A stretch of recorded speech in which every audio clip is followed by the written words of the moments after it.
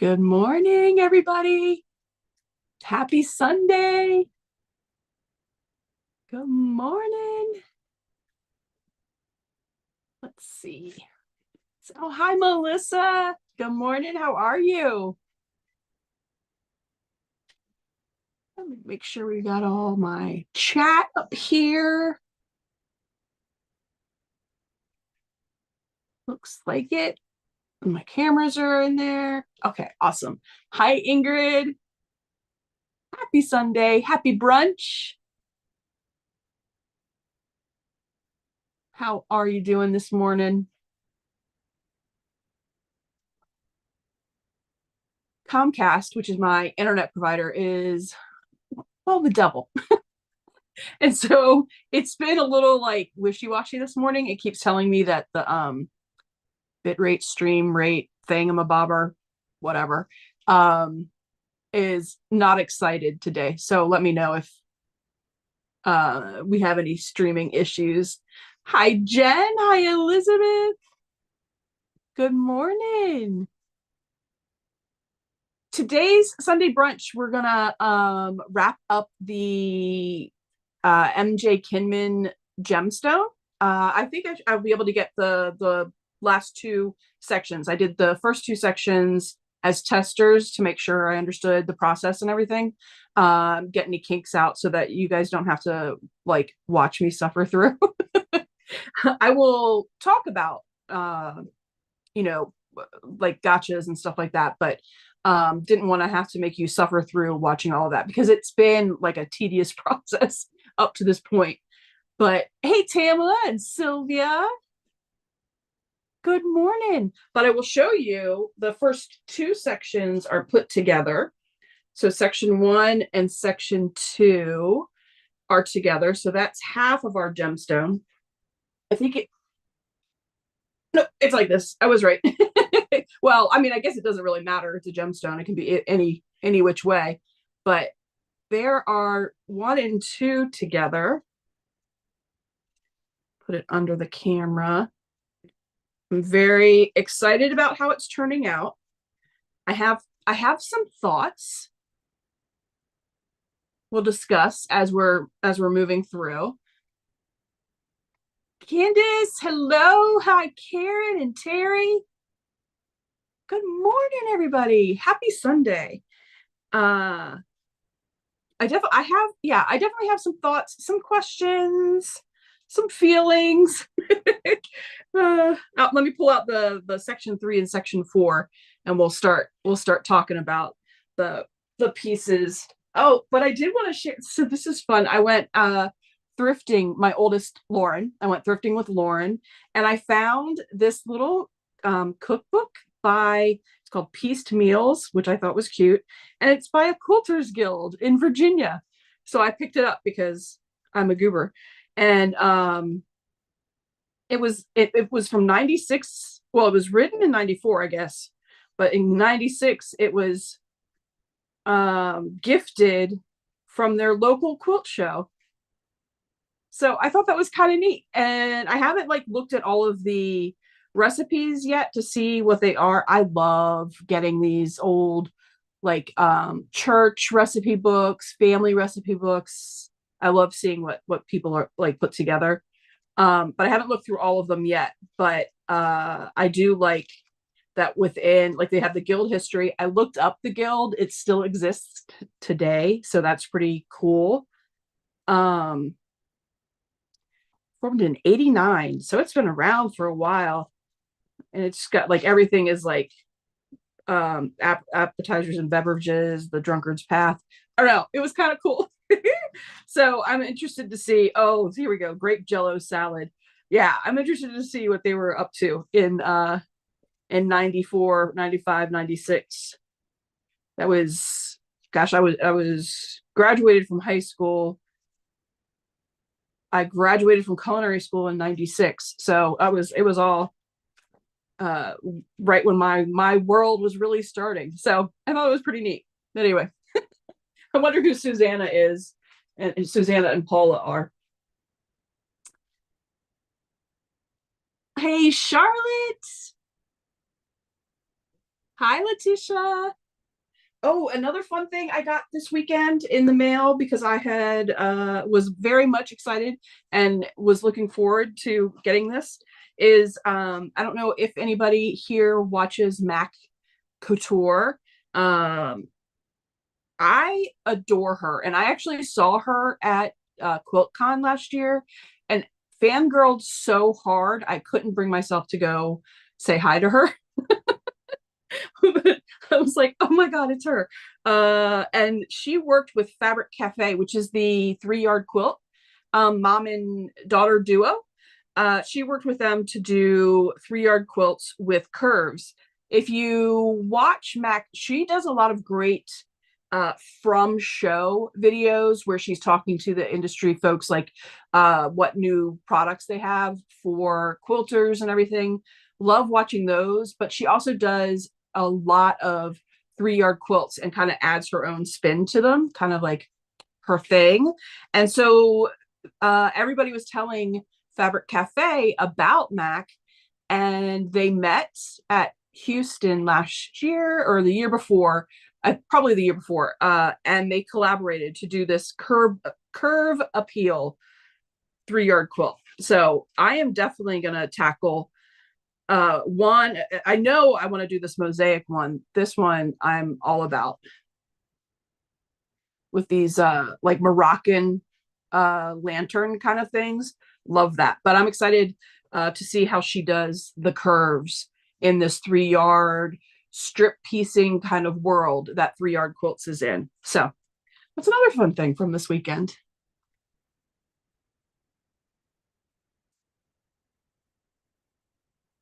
Hey, Mary. Hi, Linda. All right, so enough of those kinds of things. I was just excited to find this and to get this. Um, but let's get going on what today's there we go. What today's bit is. So I still have everything in my folder binder piece. The two I've done sections 1 and 2, so I've just popped those in here. And then we're going to do, this is section 3. Nope, this is section 4, and this is section 3. And then these are just the colors I kept in their little files because I'm going to do the other version for my mom. And when I do my mom's, this is where I think I'm going to change some things up because of what I've learned. I'm going to need to do some research on, and there are very few things I like better than doing research. But I'm going to need to read up on what exactly it means to be foundation quilted, because as you'll see as we start putting these pieces together, we're not using the foundation. I will transfer these marks, the marks that you see on the paper. I transfer these marks to the fabric. Oop, pull this down to the fabric. And then I take the freezer paper off. So we're not even sewing with the foundation there as like a stability thing, which I thought in my head was what foundation piecing was all about, whether that's English paper piecing because you're using the foundation of those shapes and sewing around them, or foundation paper piecing, whether you're using paper or you're using like an interfacing that stays in or washes out. The foundation is there to use to build on. But with this, you're actually taking the freezer paper out after we transfer these marks. So I'm not sure how I feel about that. And then I was like, "Ooh, am I becoming elitist foundation piecer where it has to follow a certain rule?" But to me, this is just like, using templates like you would with like applique or something. So it doesn't really feel like foundation piecing anymore. Not that it matters, I don't care, but I just like things to be named correctly. I don't want it to give a false sense of what it's going to be. So I'm not really sure. I'll have to read up more on what it means to be a foundation piecing project. Because again, to me, this is just like, just using templates like you would in other things. So we'll see. We'll see how I feel about it after I read up on it. Good morning, Janice. Hello, CMJ. Oh, see it. Yes, excited about Mac's collaboration too. Oh, Mac's so cool. I love her so much. Yeah, Sylvia, it feels more like a template. So anyway, but what you will do, oh, sorry, I keep making the camera wig out because I'm putting my hands in the way, is you transfer all of the markings to your fabric. Again, remember the freezer paper goes right side up. So it is pressed onto the fabric right side up. And then we're going to transfer these marks. And I tried a couple different ways. I tried using a ruler to transfer the mark, and then I tried just like freehanding it. And I found when I freehanded it, the marks were off just enough for me not to really be able to line up the pieces as well as I could have. This, like, having to transfer the marks part is kind of tedious.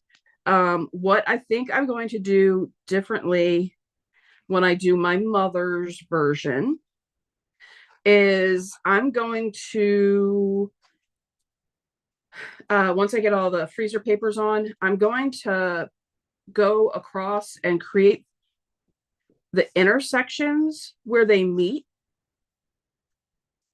And then I will start pinning.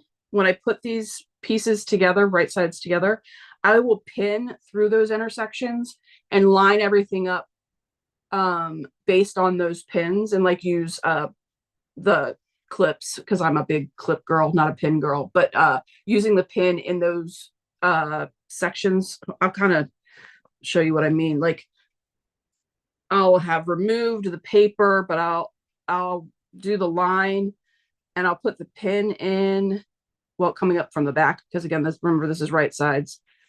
I'll bring the pin in from here, and then the piece I'm supposed to be lining it up with, we'll be lining it right sides together, and I'll find that intersection of where I've drawn the intersections to be, following the template. So say these two pieces don't go together, but saying those pieces go together. And so I'll have it lined up by those 2 points across the fabric. And then I can clip down the fabric and line everything up that way. So I think that's going to be the way I do things when I do my mom's, because I think it's going to move more quickly. I'm going to show on section 3 the way it's written, the way the pattern's written. On section 4, I'm going to do that way that I think I'm going to do the entirety of my mom's, to show the difference. And I think that'll be even faster to do it that way. Having gone through sections 1 and 2, I have gotten reasonably quick. I'm not the fastest sewer in the entire world, but I've gotten used to the process of doing this and gotten reasonably quick to putting the pieces together. So putting the section 3 together won't be too bad. It's just, this is another added setup for actually sewing these all together. I'm like, whoa. Yeah, using the freezer paper as the template has been great, because you're right, it stays in place. Sylvia says a nice template, it stays in place. 1000%. I am on board with that. I don't have to pin it down. like you would another template, or use like fabric, like the weights to hold it in place, to trace around it or anything like that. This is super cool, and I can line up my ruler and cut my seam allowance. So in that, I do enjoy the using the the freezer paper. I just, again, I don't know that I would call this foundation piecing, and it's not the other foundation, freezer paper foundation piecing, which I think I'm going to do in September with one of my free blocks, just to show how to do it. You actually work the whole piece, the whole section, with the foundation of the freezer paper, like still attached to the finished project. You know what I mean? And then when you're done putting all the pieces together, then you peel the freezer paper off. So we'll dive into that in September. Next Sunday is Slow Stitch Sunday. Ooh, also, I really like this pen. This Soline pen. It has white chalk, gray, like graphite, you know, like a pencil. And then it has a like a little roller ball that you can press in for invisible, like if you're gonna, kind of like a Hera, like the bone thing where you mark where you're gonna quilt. That part does that. Let's see. Ingrid's saying, I was thinking that as you were describing the process, it's fun to see the different ways, but not sure if it's something I would like. Yeah. As always, I'm a big, I like having things in my toolkit. I like being able to say, yes, I've done it. I understand it. I can do it if you need me to do it. Cool, let's do it. But this is what I would do differently. Then I get to change it up and make it mine. Hey, Jeannie.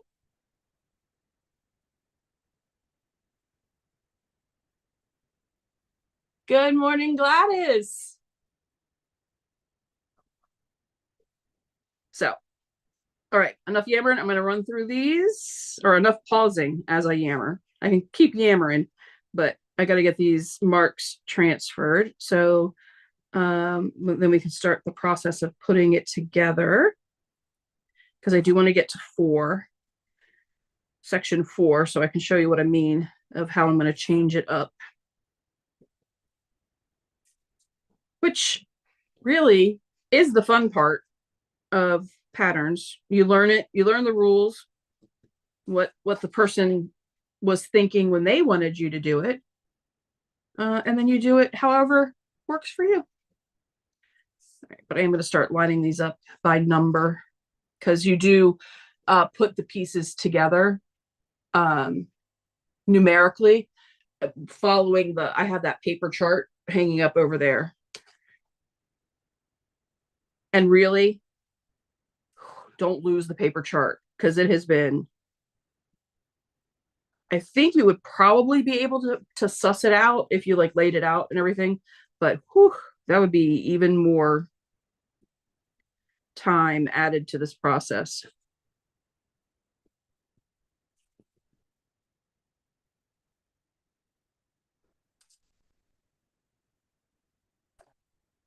All right.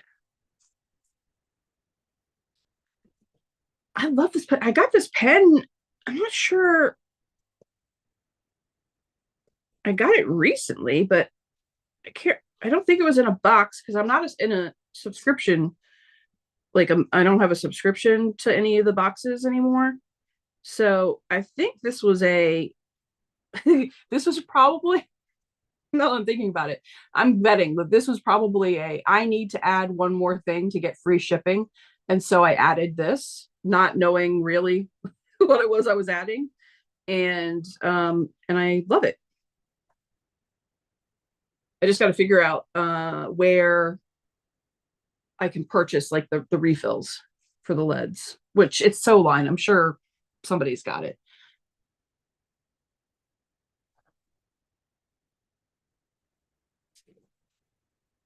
But as you can see, It was,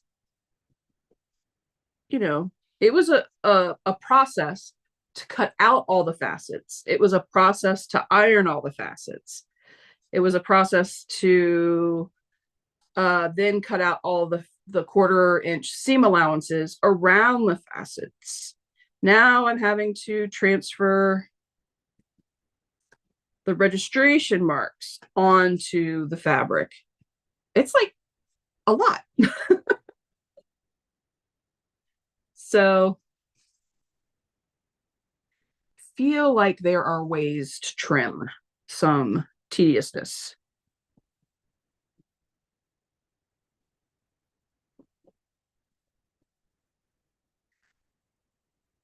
And maybe there are folks out there. I did look for some YouTube channels working on this and didn't see any. So maybe there are, and I just didn't find them. I wasn't searching for the right thing.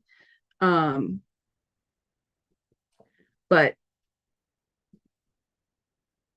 there might be folks. And of course, if you went to like a class, I'm sure the instructors, like my friend CJ, could probably teach me a whole bunch of stuff on how to make this faster and easier.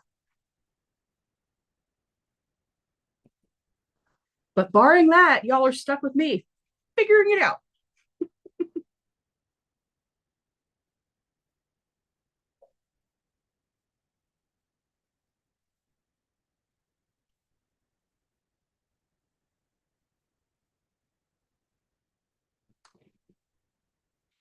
I do think the sewing is pretty fast once you get comfortable lining up all the pieces, which I'm not necessarily comfortable with lining them up by these hash marks, which is why I think the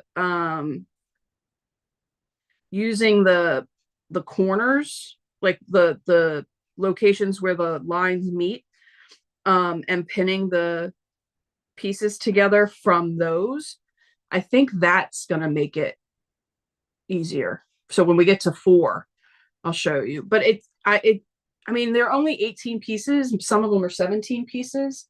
Yeah, like section 4 is only 17 pieces. So it's not like in legit kits where some of those you're putting 17 pieces of fabric on one little section and then you're sewing 72 sections together. We're not doing that. So there is that.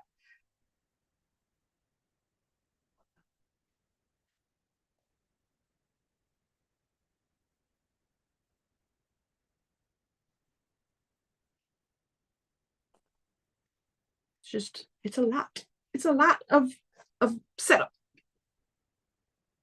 So here we go. So now I'm on the white fabric. So I switched to the lead pencil, graphite pencil. I guess not really lead anymore, right? Graphite pencil.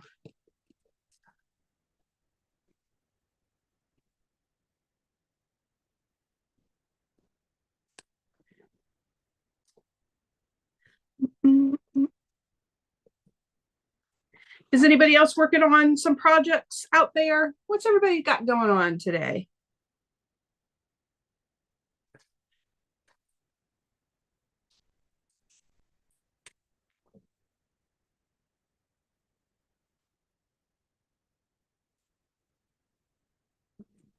After today's sew, I get to go meet up with Ingrid. Excited about that.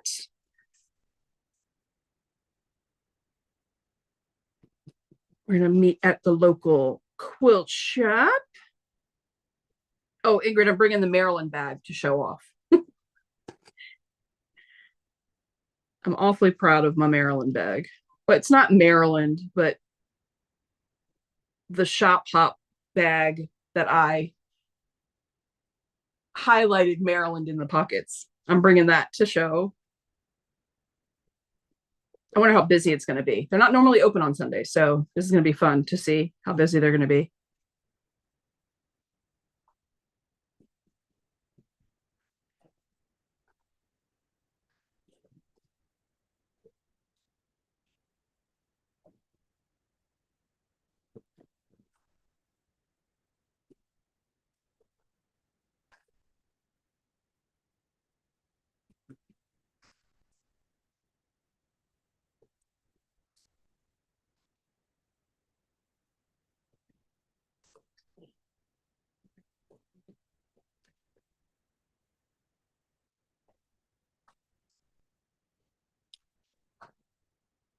Oh, eyelash on my eyeball.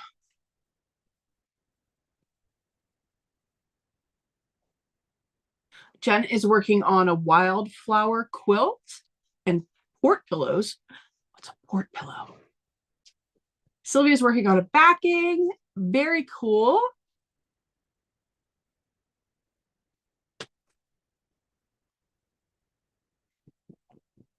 So I can envision lots of things you might be doing for working on a backing. Are you, is it a pieced backing? Eyelash on my eyeballs. Killing me. Is it a pieced backing? Are you having to match, like do pattern matching on your backing? I haven't had to do that yet. And I've been fascinated watching people that have done it or like showing how they're doing it.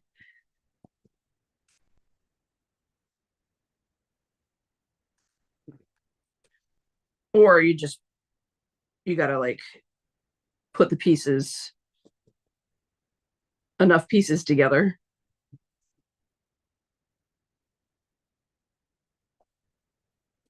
I'm not sure if those are supposed to be lines or not, but we're gonna mark them.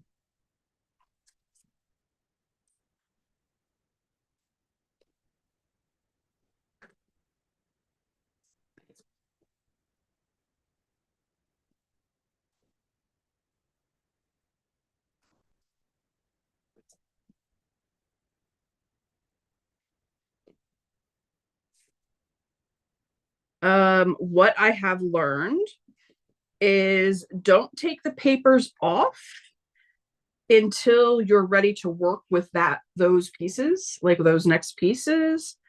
Otherwise you're going to play a lot of guessing. It's a guessing game to see if you've got the right pieces. Like I tried in section 2, I marked all the pieces, then I took all the papers off, and I tried to keep them, lined up 1, 2, 3, 4, 5. And at some point, I don't know if I did it wrong, but I was definitely trying to add the wrong piece. So yeah, don't take all the papers off. Do yourself a favor. Be nice to yourself.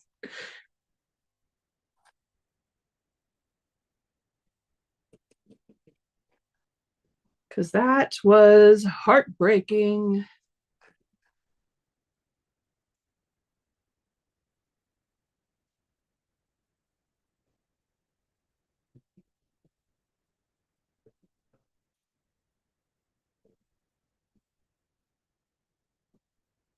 This section has a lot of the darker pieces, the deeper purples. I haven't had to switch color chalk as much.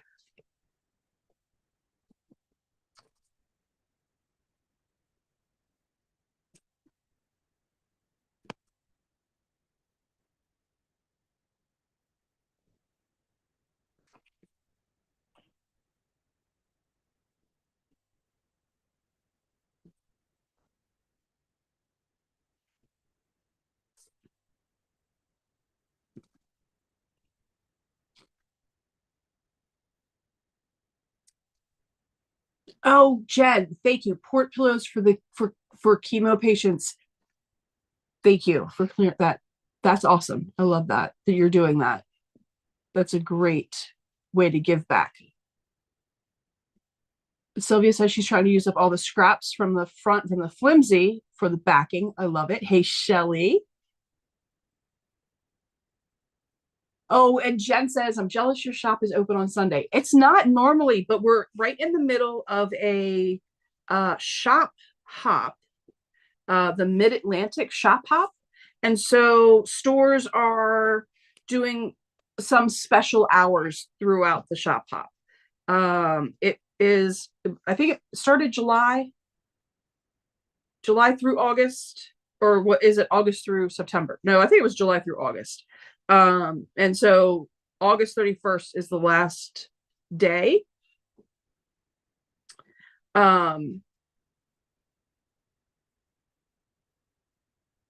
so they have a special, hours for us.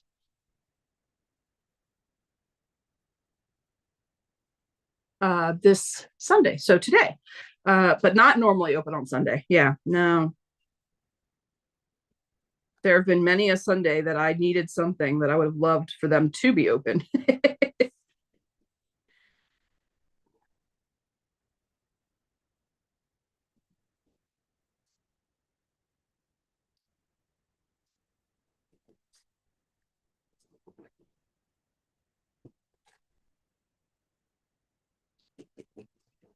All right. Now get to work. A couple more lines here, and then piece 18, and we'll be good to go.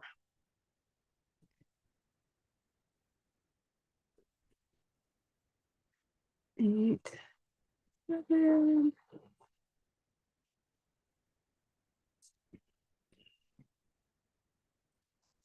Gonna do the graphite on this lighter purple, like lavendery purple.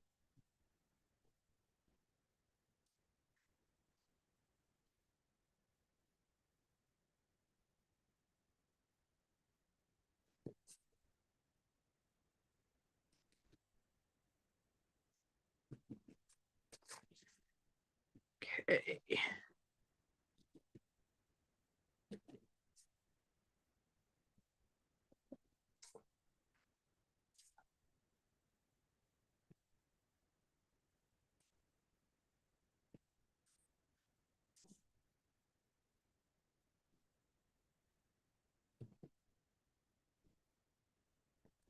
All right, there we go. So all done with that. Oh, gotta keep that out because we'll do the next piece. And then I will just I'll put all of the pieces up here and grab. So let me look at 3. It goes 1, 2, 3.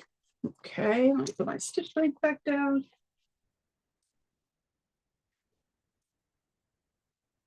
All right, so now I will take off 1 and 2. This is where you got to be brave because you're taking the foundations off. And then you line up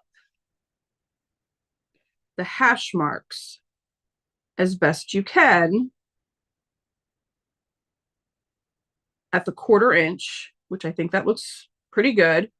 If you can see that, let me try to pick it up and not lose everything. Well, I think I switched it, but you line those marks up and then you sew it together.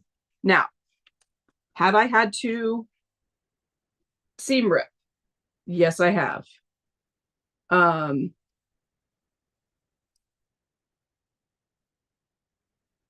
Has it been more than usual? Yes, it has. But I'm hoping now that I'm on, my 3rd section of doing this, I've kind of gotten the hang of it. Let's see. Oh, thank you, Ingrid. Yes, this Tuesday. Ooh, Tuesday. We are quilting Forest for the Trees. Let's see, MJ says, my John Deere, and I hold 80 big round bait. Oh, the John Deere is a workhorse.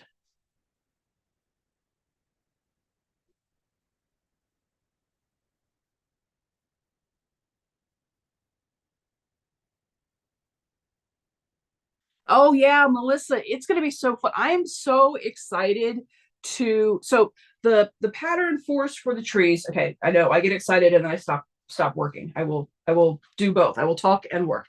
I'm so excited for us to be able to blow your mind with how accessible Y seams are going to be. It's going to be incredible. Because I've not particular. I had been very uncertain of Y seams. And you know, kind of nervous about them. Okay, so for folks that are very much into the gray, with grain, against grain, all that kind of stuff, if you like figuring out grain so that you don't have as much stretch across these facets, this is going to be your jam. If you hate trying to figure out grain, or you have limited fabric and you just don't have enough space and you've just got to cut them out, this may be a nightmare project for you because these buggers can give so much stretch, which has been nice to make it work. But I haven't had to put too much. Girls. But it can be a nightmare because you work with biased little pieces. Or bias, not biased. All right, so that lined up pretty well. I'm pretty happy with that. So yes, having done the first two sections is helping me with the lot, like lining it up better.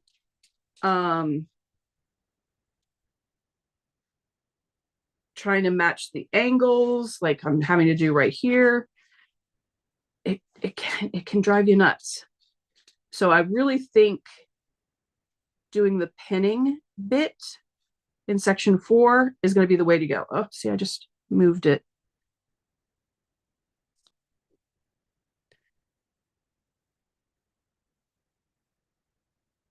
Let's fold this back. See if I've got it. Line. Oh yeah, you can see that. See, line them up like that. And then go.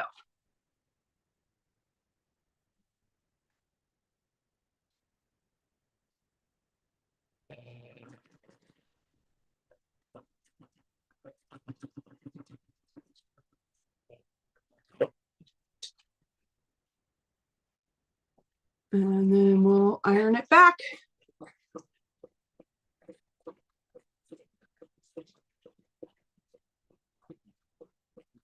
So sometimes you'll be layering like 1, 2, 3, 4, 5 for this next piece of this. So that was 1, 2, 3. I'll be putting 4 and 5 together.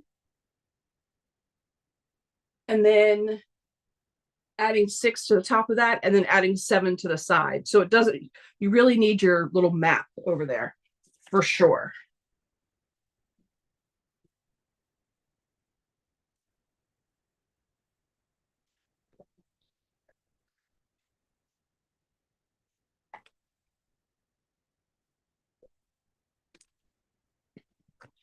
Trim those little dog ears.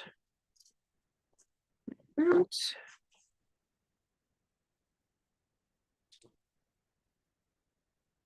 right. So we'll do 4, 5, 6, then add 7, put 8 and 9 together.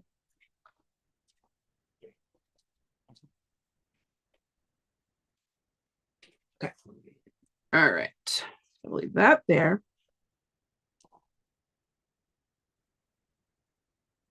4 and 5 like this. 6 will go on top.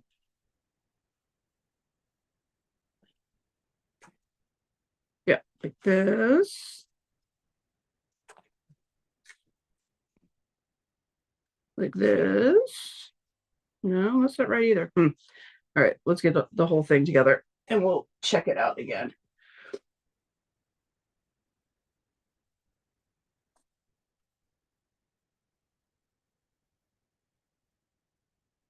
Oh, because I see this one, but that's actually for the next piece.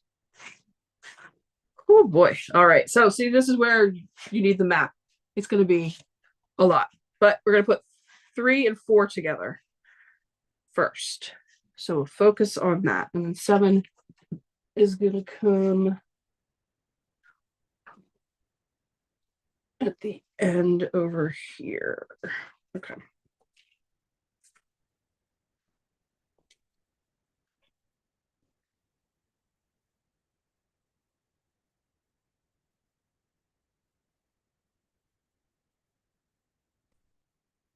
I may have to switch the paper upside down because I'm working on it this way, like building it, and it's going this way.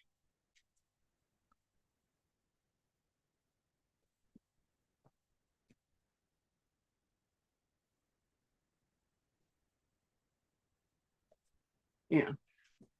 Because it's going like that. I'm going to switch my brain around a little bit. All right.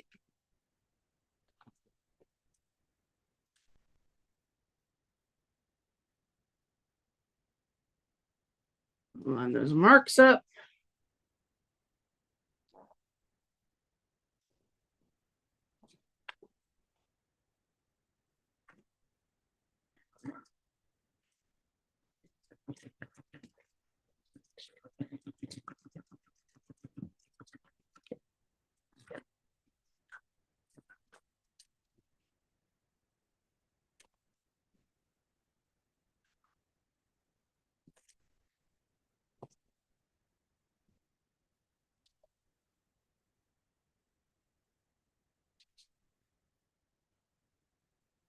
So I would definitely say that these projects, I don't think there's anything that a beginner can't do, because oftentimes when you're a beginner, you don't know to be scared. So you just go for it, which I admire very much. That's what I admire so much in kids. Like, they don't know they shouldn't be able to do something, so they do it because whatever.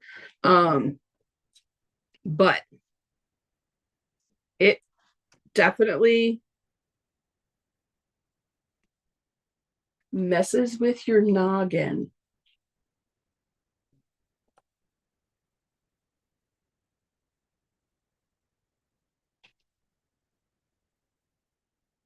When you're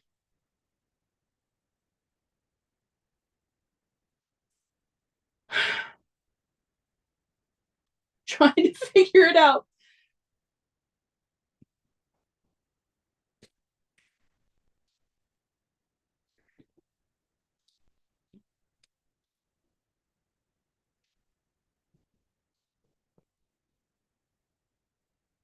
Oh, that doesn't feel right either.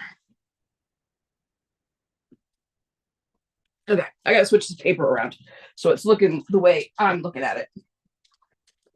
Otherwise, I'm never gonna figure it out.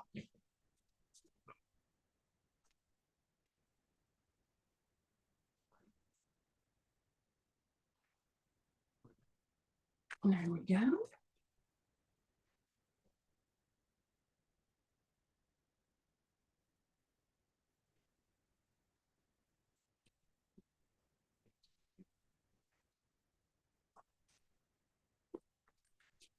Okay, upside down.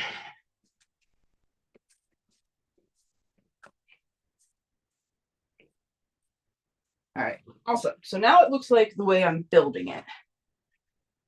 So I should be less confused, relatively. So 1, 2, 3, 4. And then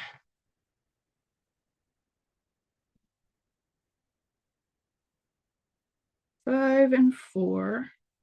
Yes. And then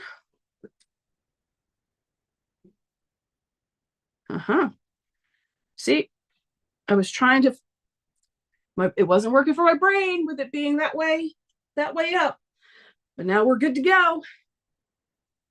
So now I can take 6 paper off. And then we're going to try to line up all of these marks.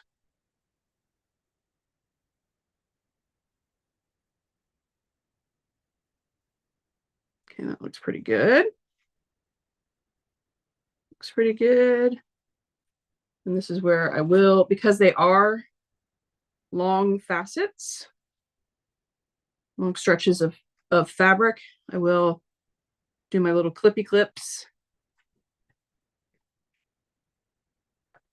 to help.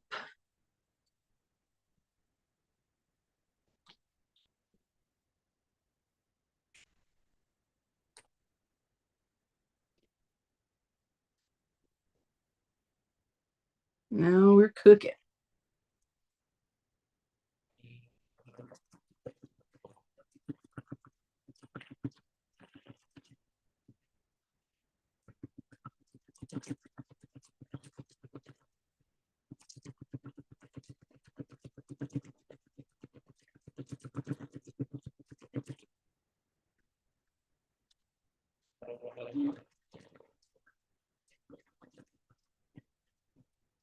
If you have like a little stiletto, or the purple fang with its little like flexible end, the pointy end, to help hold, because when you start getting down to the end, this piece will try to like slide out of alignment. But if you have like a stiletto or the purple fang, or like I was just doing, just using my finger to convince it to stay in place, you'll have much better luck keeping this aligned. I am also using my magic juice to press these so that they lay really, really flat, because I'm still, you know, a fan of the flat seams.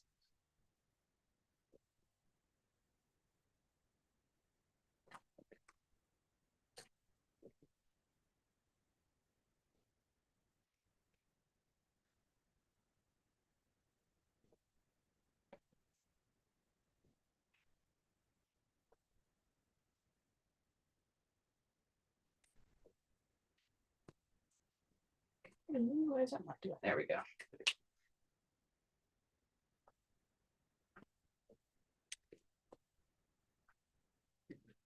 All right. And then 7's gonna go on this side.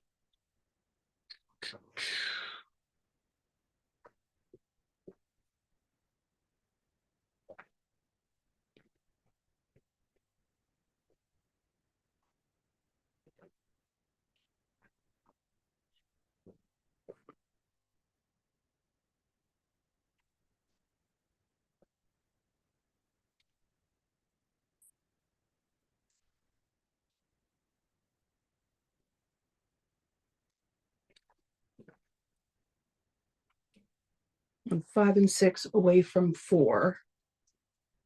Did I miss adding? I did. I missed adding lines on this side. So, okay, that's why I can't figure out why it's not going to line up.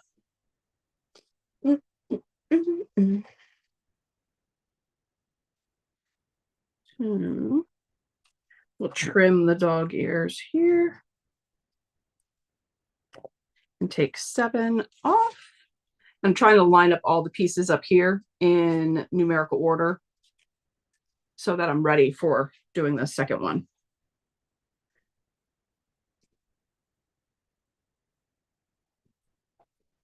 And this one, we're going to play a little guessing game on if I have it right, because I missed the extra marks. That's okay. If I have to switch it a little bit, that's what we'll do.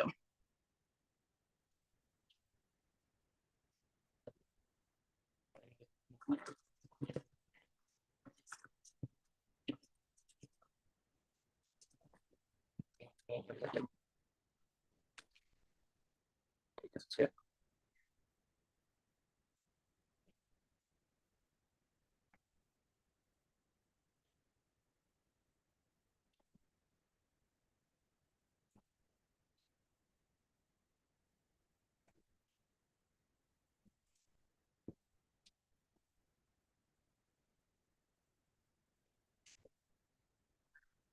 All right. Oop.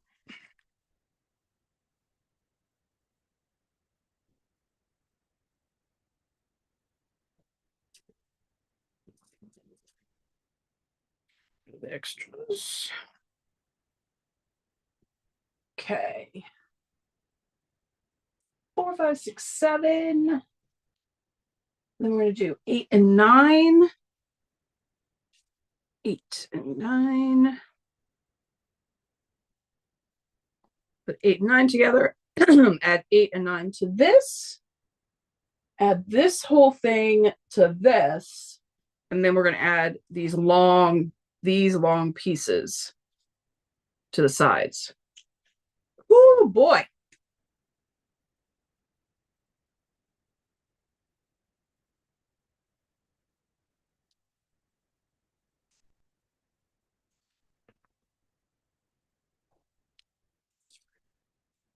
Again, don't lose that chart. Holy moly and holy cow.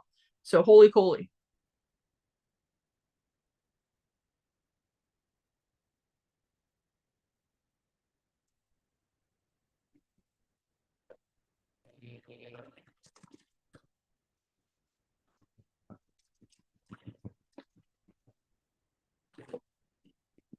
You know,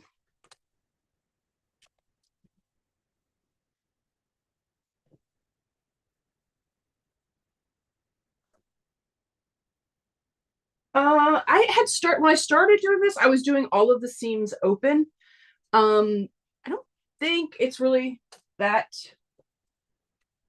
big a deal. I know in her pattern she says do whatever's best for you.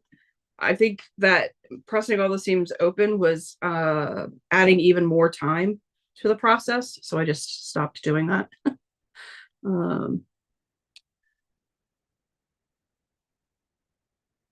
I just decided that it was easier, faster, just to let the fabric tell me which side it wanted to go to.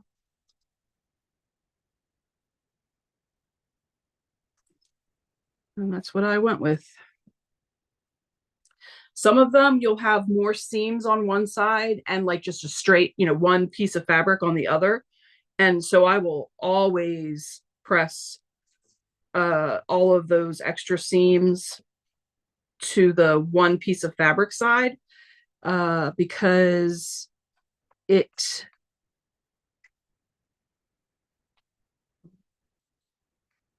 will end up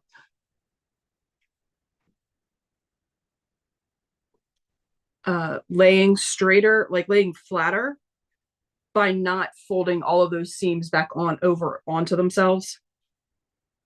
So that's why I do that. When we've got a lot of seams on one side and nothing on the other, I'll press it towards the single piece of fabric side.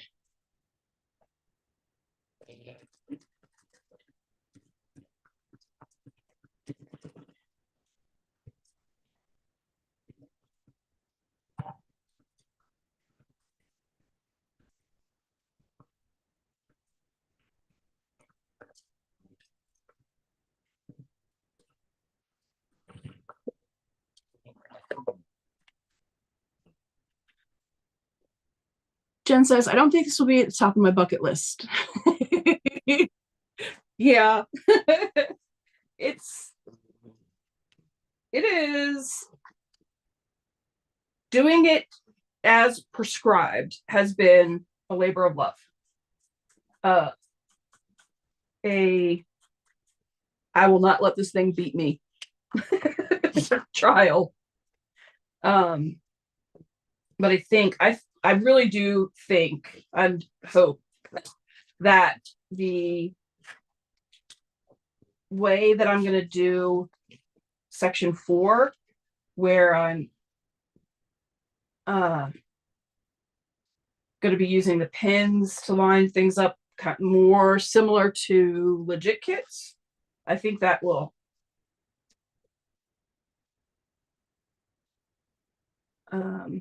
I think that'll speed things up and make it nicer and easier for me, I think.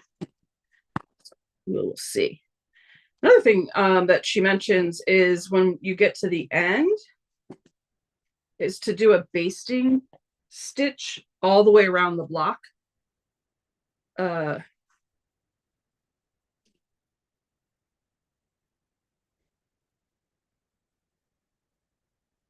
to keep all of the biased, I keep saying biased, bias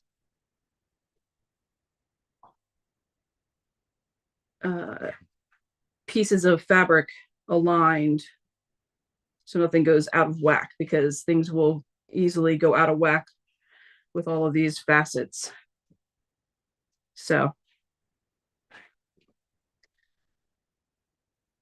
again, I'm super excited to be able to show this and work on this. I don't think I will be doing this on camera for November's and January's. Just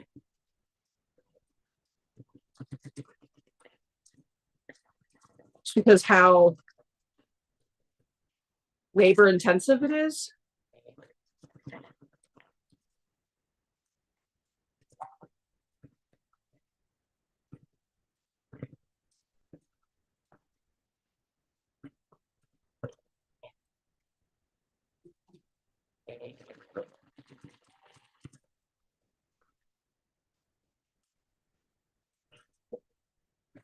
But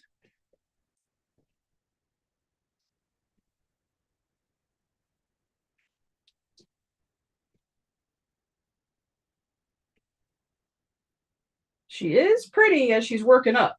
All these purples are nice.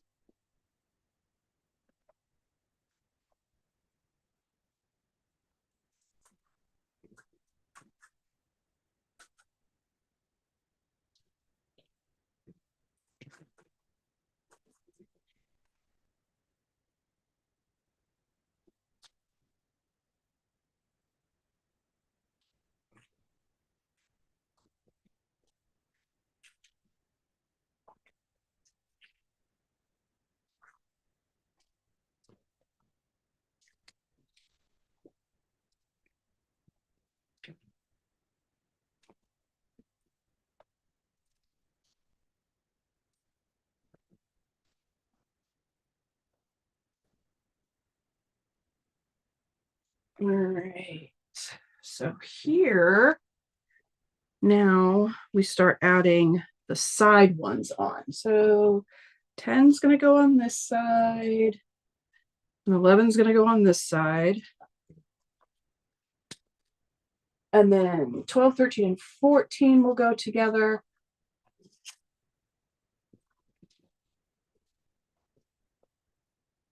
There we go.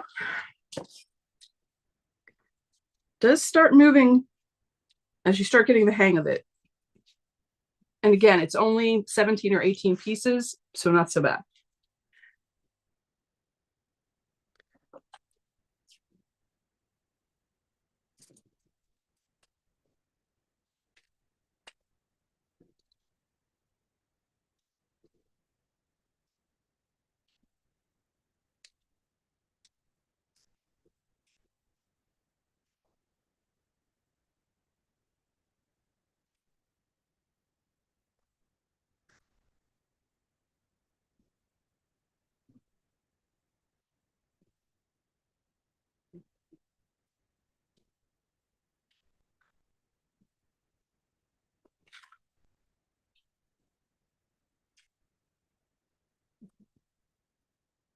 Sadie, what are you doing, dog?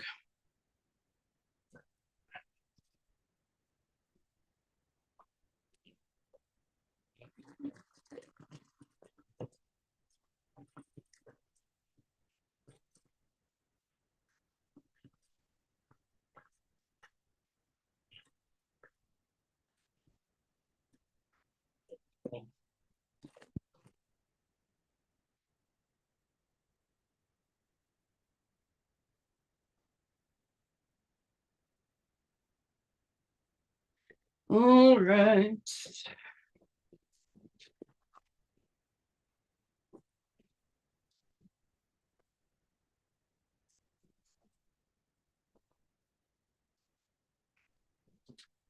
Oh, also coming up this Saturday, if anybody's interested, is another FPP focused bring your own project that maybe you have been scared to pull out to use.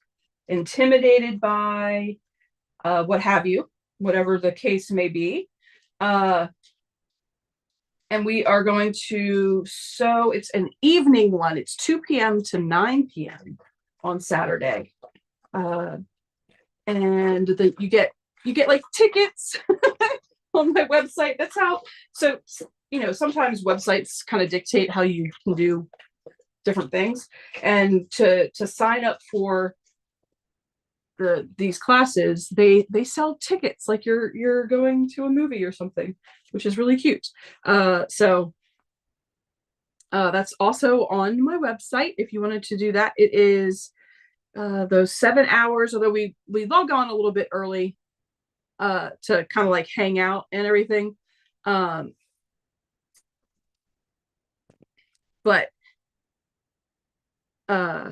it's the last month was a really good time. It had really a lot of fun with everybody that came. And we're doing it again this month.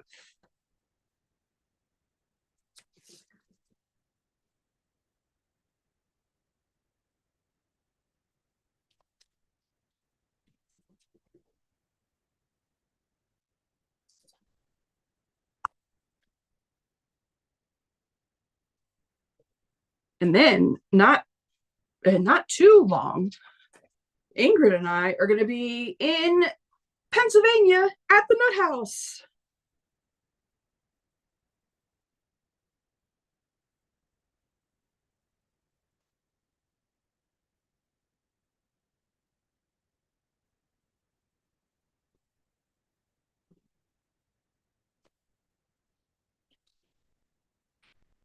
Which I look forward to every single year.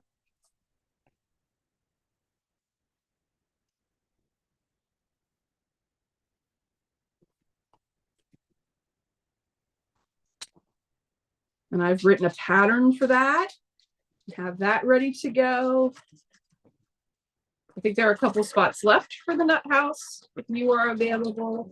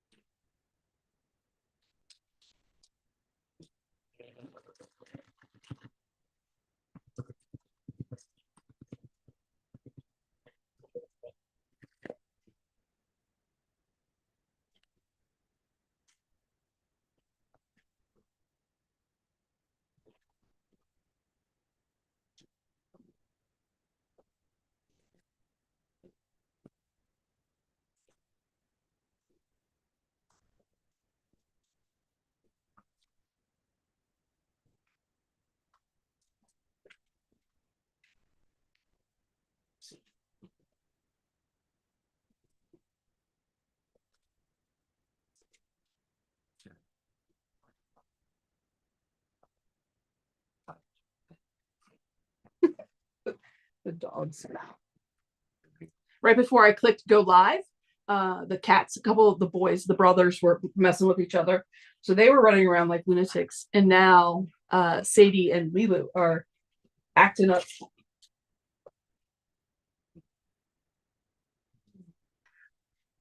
Right.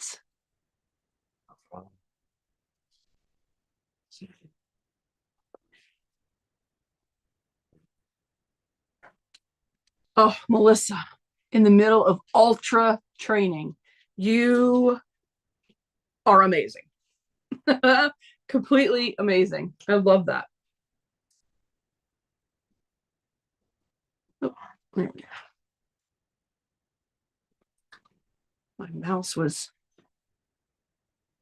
covering up stuff. Okay, so those are added. Then we're going to put this down. We're going to do 12, 13, 14. Add those to here. 12, 13, 14.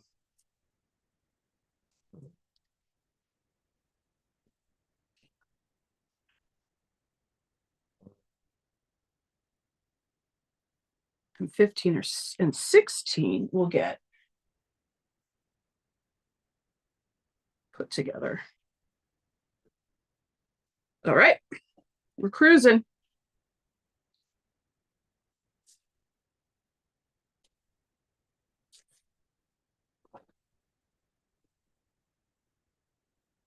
I'm excited about the afternoon sew because I'm really, really excited that Philip is going to get to join us. And it'll make it easier on our West Coast friends. So I'm happy to be able to like make it available and accessible for everybody.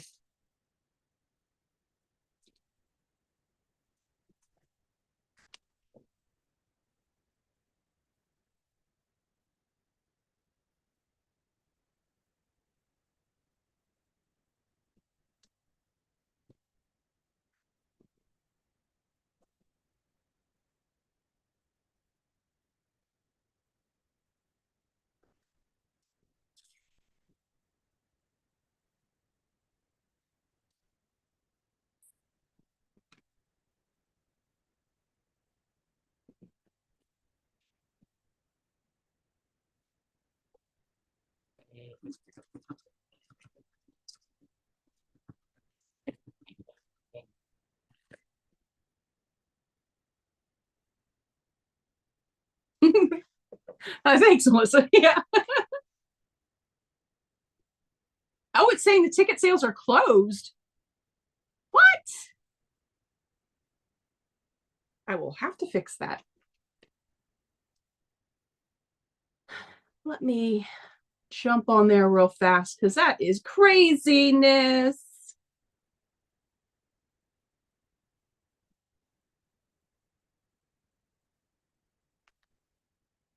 I'm the little ticket graphic. I I think everybody is becoming graphic designers now that Canva has made it so easy. It's pretty fun. So I got to make that little ticket in Canva. All right, let's see, let's see. Events. Published events.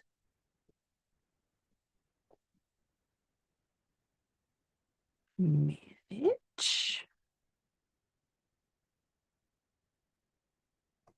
Let's fix this.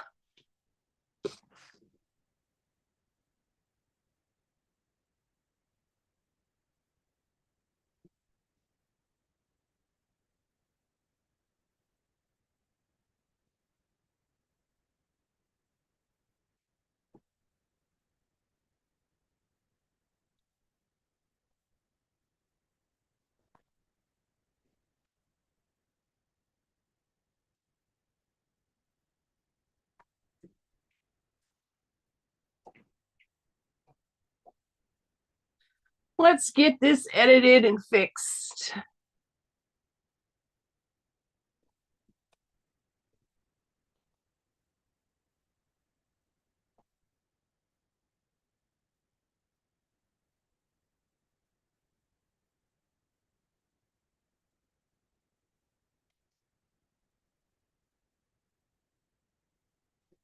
Online Zoom class, yes, that's correct.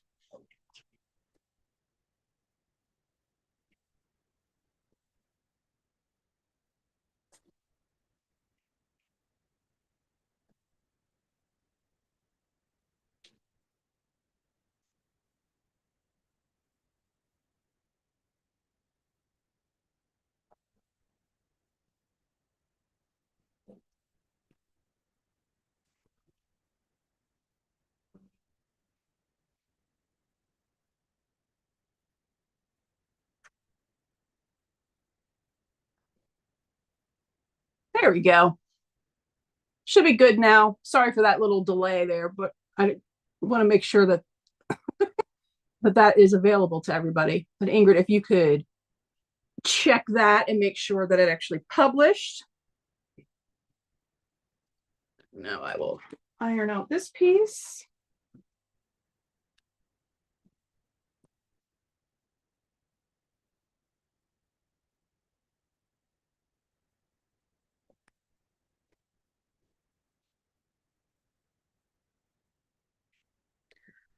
All right, so get rid of these little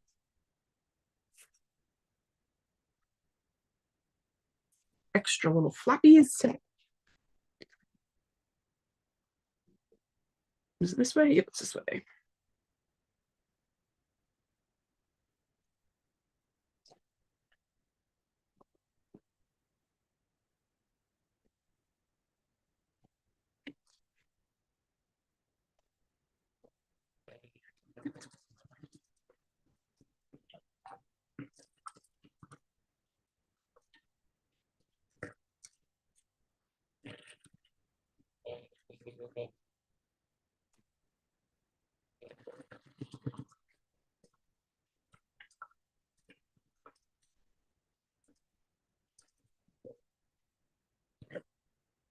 Yay! Thank you, Ingrid.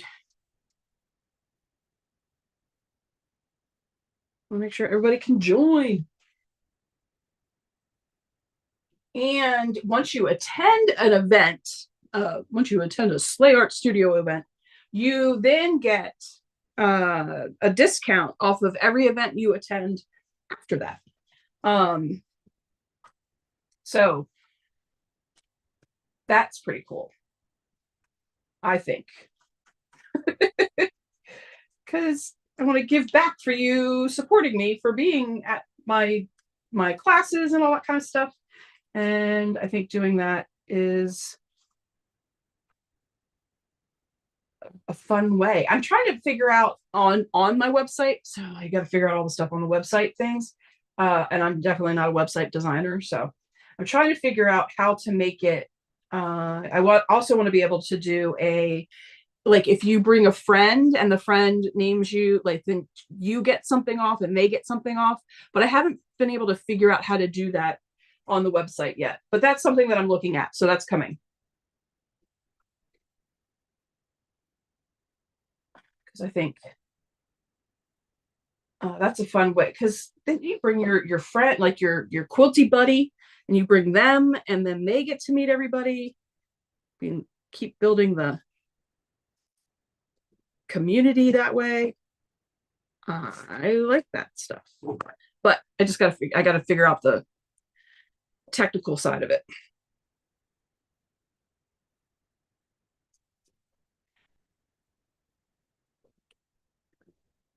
There's of course a way to do it. Other big websites do that kind of stuff, so I know there's a way to do it. It's just a matter of me figuring out that way.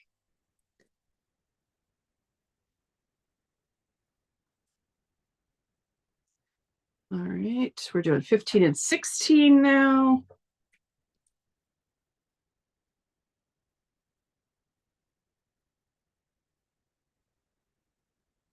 Oh my gosh, you guys, I had such a good time yesterday. Lauren and I went down to a theater in Gaithersburg.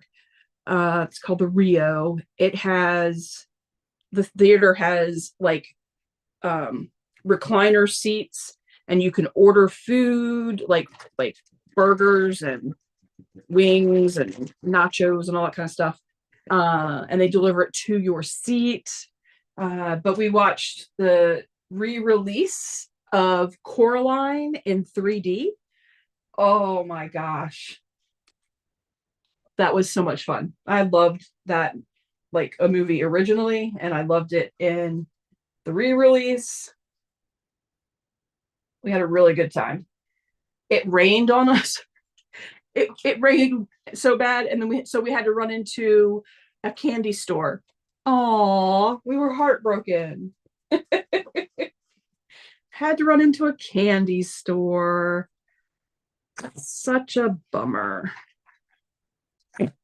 Okay, Sadie, try to choke quietly.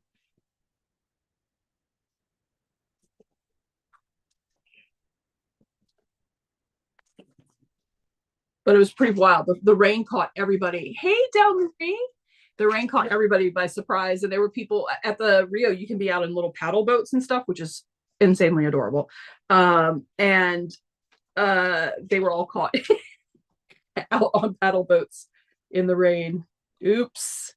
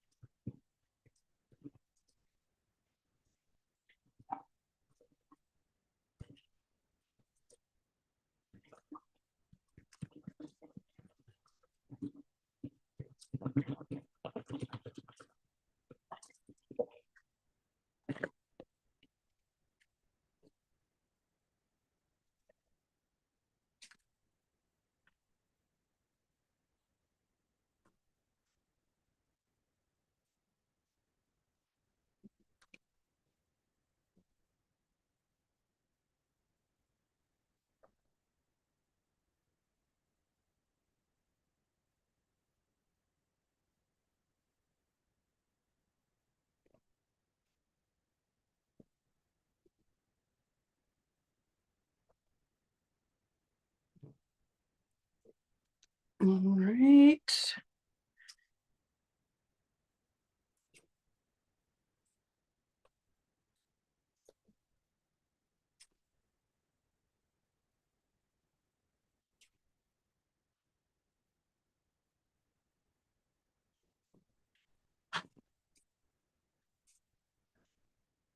Trim the little extras up.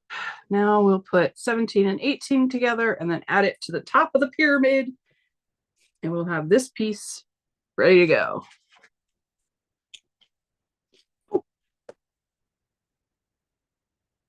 Oh, Jen, how fun!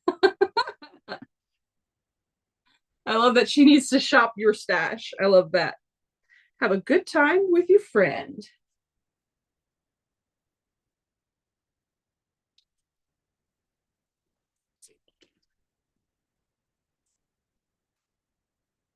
You know what, Del Marie? I actually didn't buy anything at the candy store.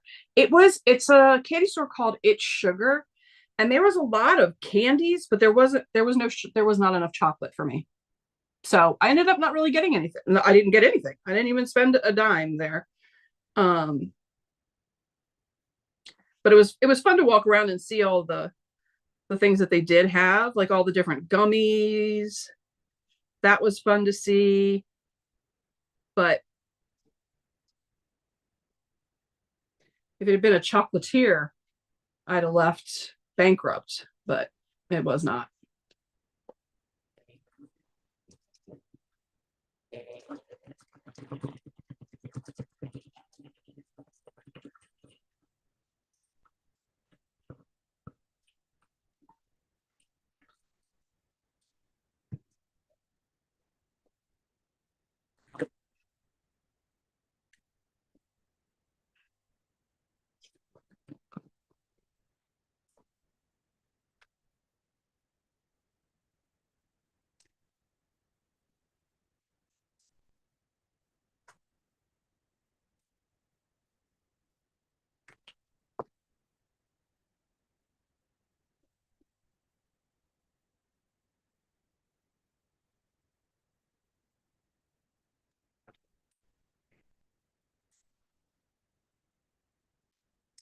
So, what are folks watching on TV these days, aside from YouTube?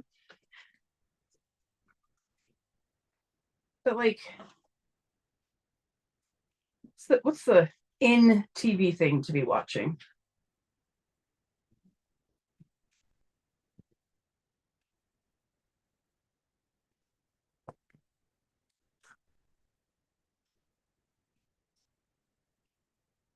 I guess the summer it's kind of like you're like watching reruns and stuff.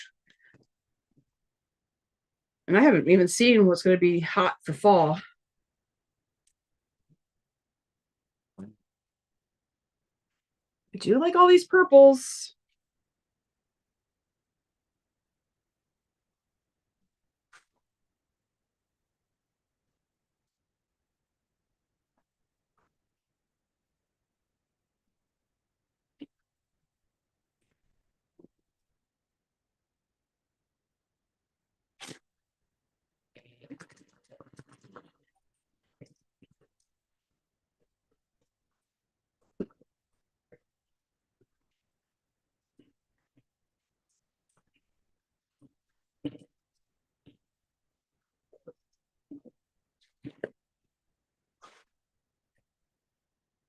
Ingrid says, I'm very far from knowing what's in. I just watch YouTube. Yeah. Del Marie says, right there with you on the chocolate. Man, I would have been dangerous if it was some good chocolate.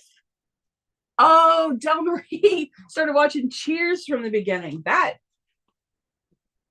would be fun to rewatch Cheers.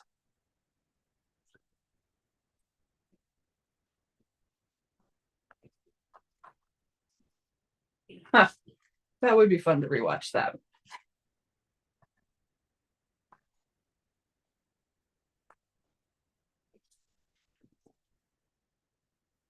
The woman I help with my sister, for my sister, uh, she has been watching Blue Bloods, which I'd never gotten into watching. So now I'm invested in the Reagan family from hanging out with her. So I've been watching that. Um,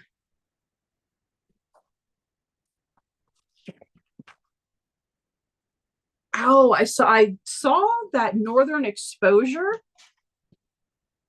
is like available for to watch, and I loved that show. So I thought maybe I'll start watching that while I'm there with her, hanging out.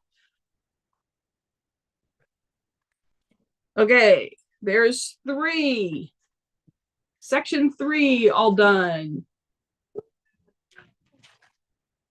So now for section 4, I'm going to do what I said. I'm going to switch it up. And I'm going to, oh, you know what? I don't even have to hold them in sections anymore because I got to redo them into colors before I do them in sections. So I can take all this off and just put all of these in one file folder.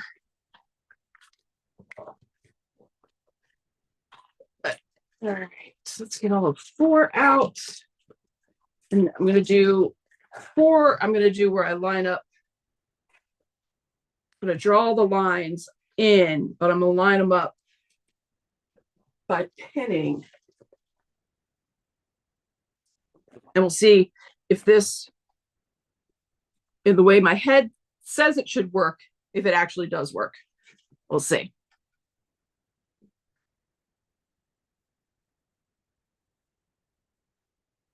Oh, Dory says she laughs at every episode. Oh, yeah. It was such a good show.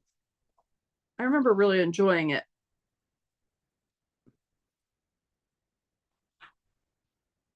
I remember thinking, I want to end up with a spot that when I walk in the door, everybody says my name too.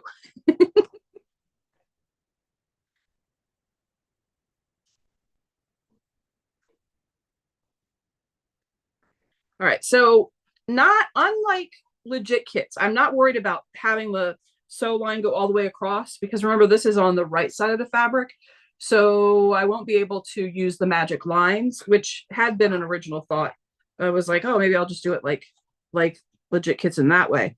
But I'm just drawing where the intersections are. And I'm going to use the pins.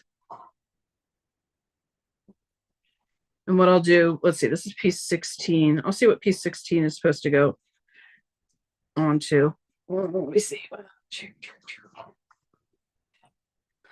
Is 16 by itself? Okay, so 16 will go to 17. All right, so I will do 16 and 17 in this like manner where I'm going to pin the sections and we'll test out my theory together. We'll see if that works. And if it's as fast as I think it'll be, since I'm not having to go around and draw out all of the little lines. We'll see. I have high hopes.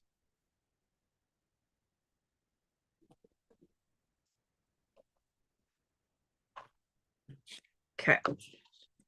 So there are only 17 pieces in section 4. So there's one less piece that we're worrying about.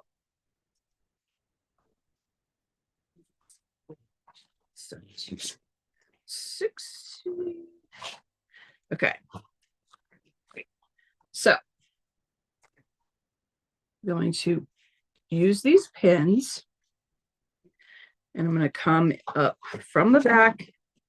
Let's see if I can get this close enough for you to see without pinning myself and bleeding all over the place. I'm going to bring the pin up from the back at the intersection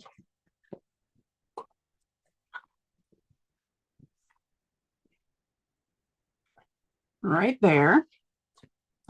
And then I'm going to put the pin in the intersection of the other piece. Like there. And I'm going to do the same thing on the other end.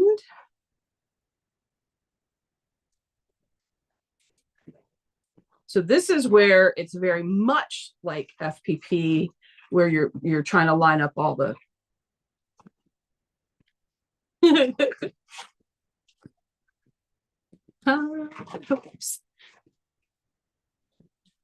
Oh shit, Ingrid says I have that at Charlotte's. Yeah, that's true. All right, and I'm going to go again in through the intersection and into, oh, buggers, I just moved it. Through the intersection and into, I don't think I'm doing this where you can really see what I'm doing, into the intersection.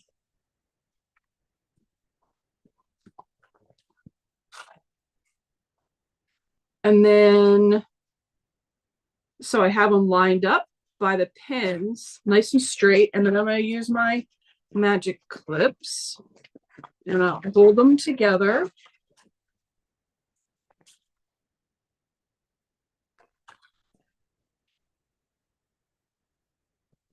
And then we're going to take the pins out. So again, because one, I'll stab myself and get blood all over the place. Two, they will drag on the sewing machine and make everything go out of whack. Because if they're straight up, they're not, laying flat. And let's see if this works, as I think it will. Lilo and Sadie, lay down. Go lay down.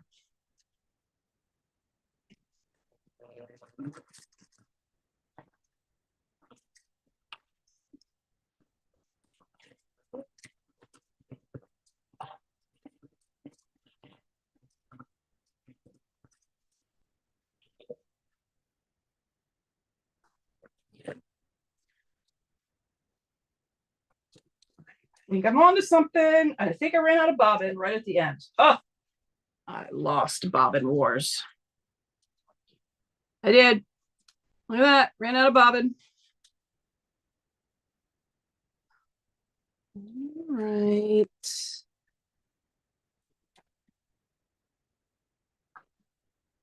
I use the glide caseless bobbins. So it's got a little magnet that is magnetized, obviously magnetized. And so it stays in the bobbin case using that magnet. And there we go. I love the caseless bobbins. So, all right, ran out right here. And then the end is right there.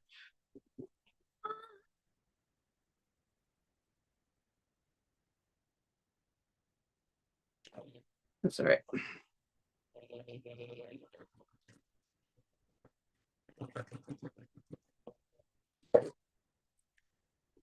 All right. I got a good feeling about this. I think it's gonna work. I think this is gonna go so much faster.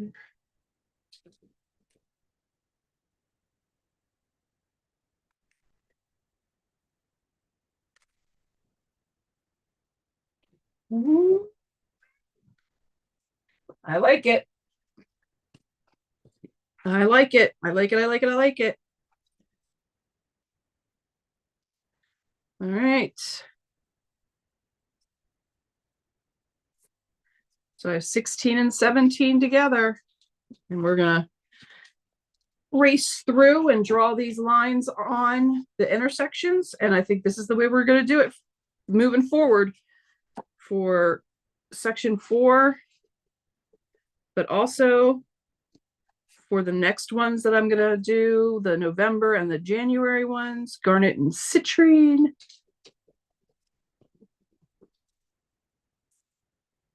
But then I've got to do all of the same 3 again for my mom. And I think I just figured out how to make it not as painful. And for this one, all of the pieces are already cut out. So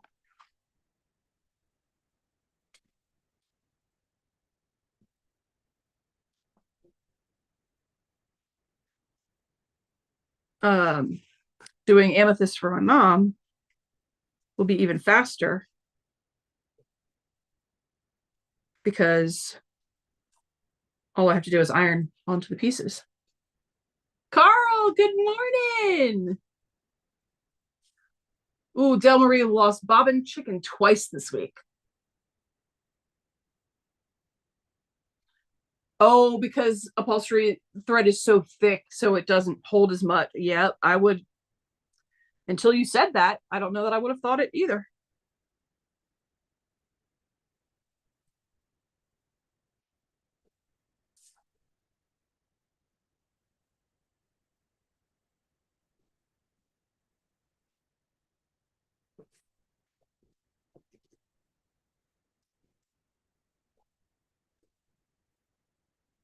All right.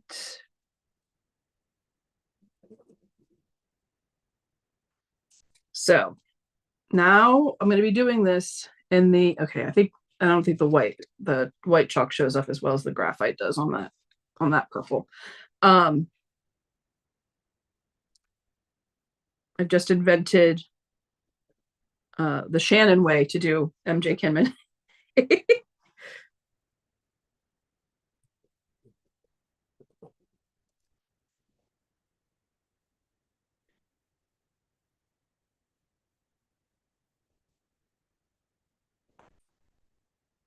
Oh, I'm excited about how fast this is going.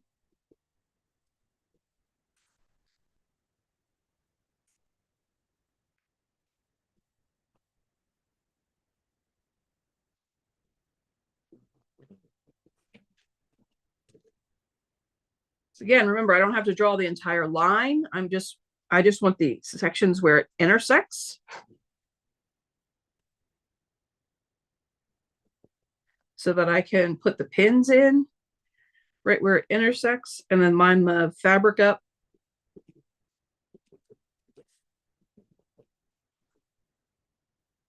from those intersections.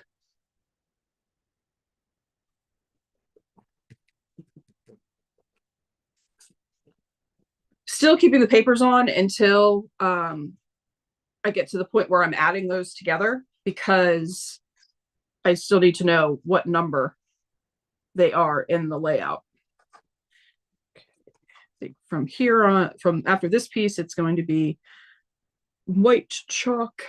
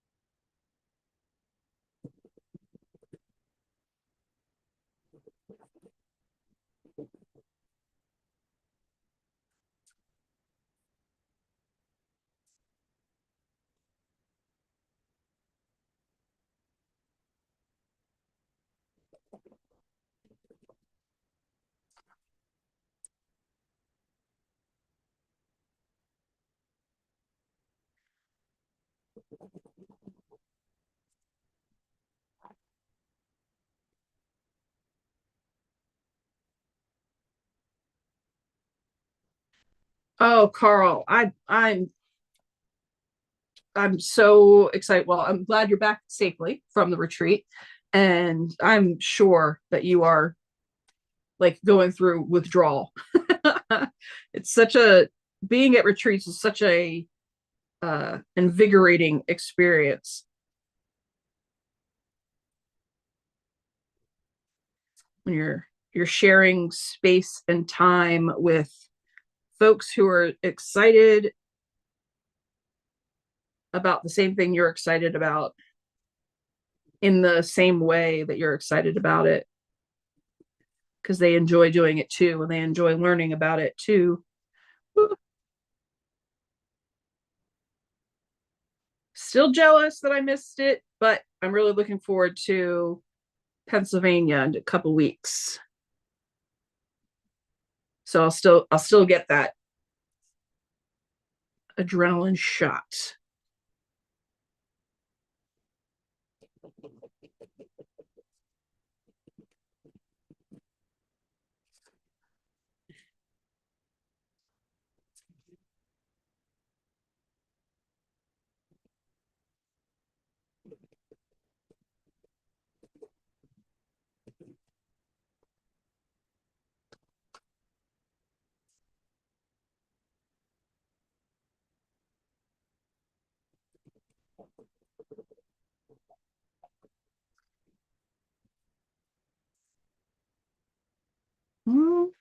Okay.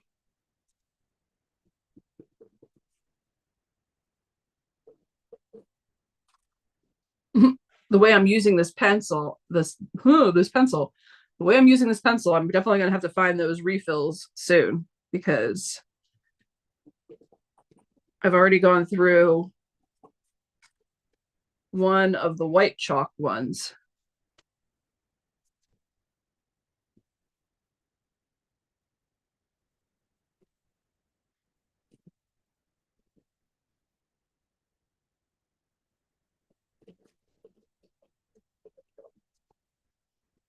I had to find them.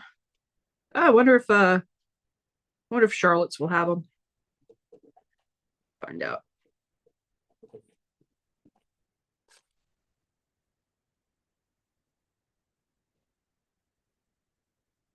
Ooh, these tight angles here on this backside.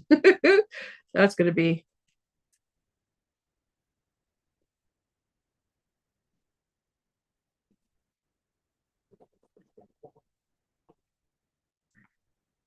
it's gonna be fun lining up. How okay, it's at an angle.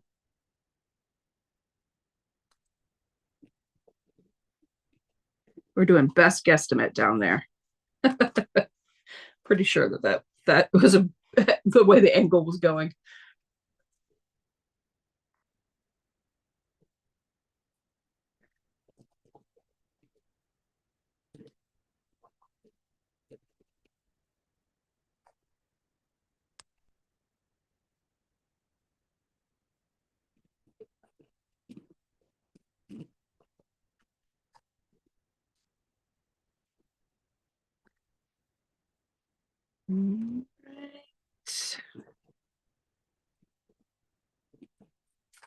So doing these is faster than putting the markings in, but it's still a tedious process. You gotta do it in batches. You know what I mean? Like doing 3 and 4 today was all right. Doing 1 and 2 earlier this week to be ready was good. But I couldn't imagine sitting down and doing the whole thing all at one time. I would go cuckoo. Hey, Valerie. Good morning. Happy Sunday.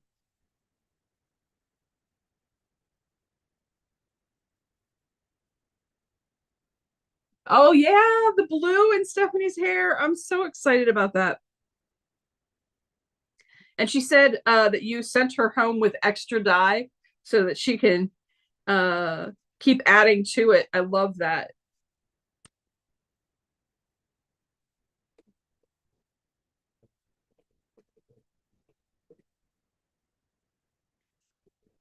Maybe that'll become a like a Stephanie specific. She's always got a blue streak in her hair.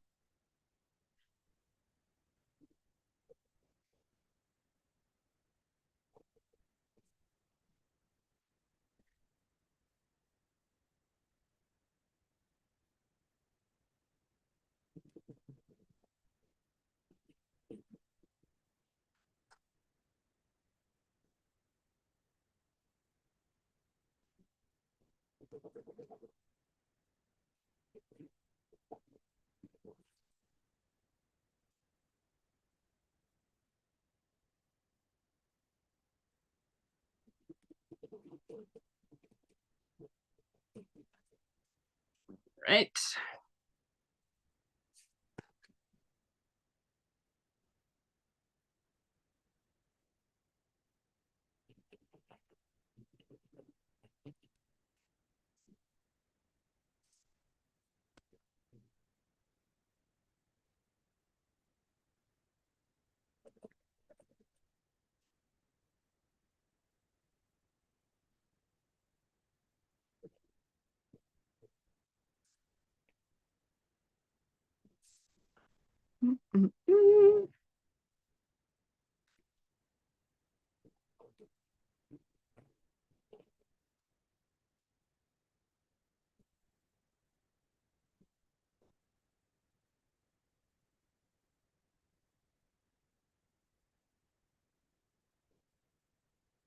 Oh, Carl, that's exciting. You should totally get into teaching.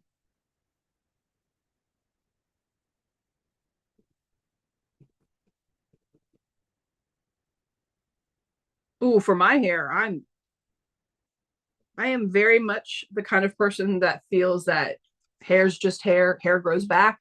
You can do anything you want to hair. Um, so I would be game for anything.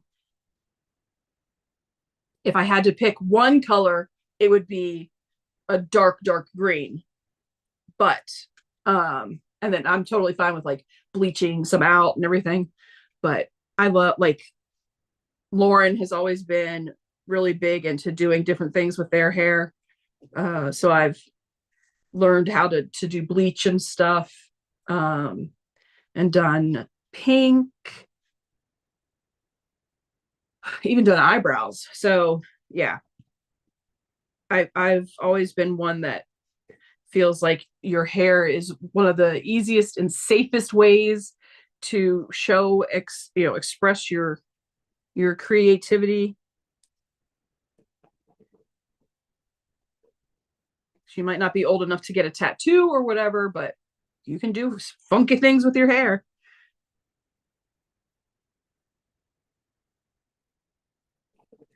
What I'd love to do, but I think it would take forever because my hair is so long.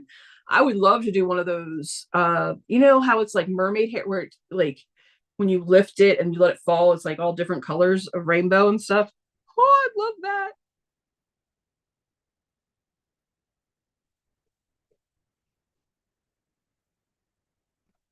That would be epic.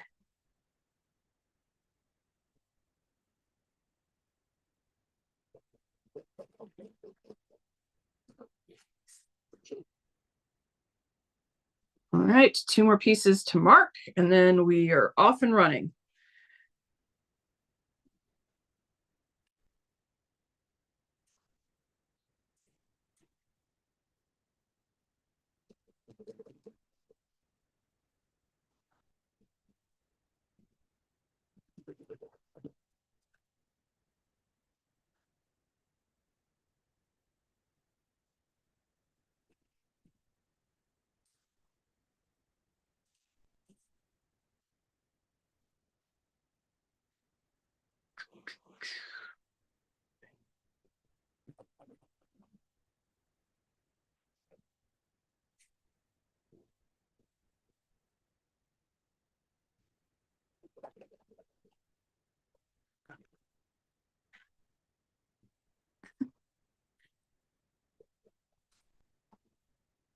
There we go. All right, last piece.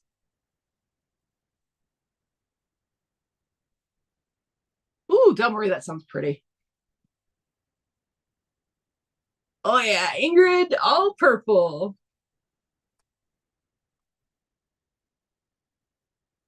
All about the purple.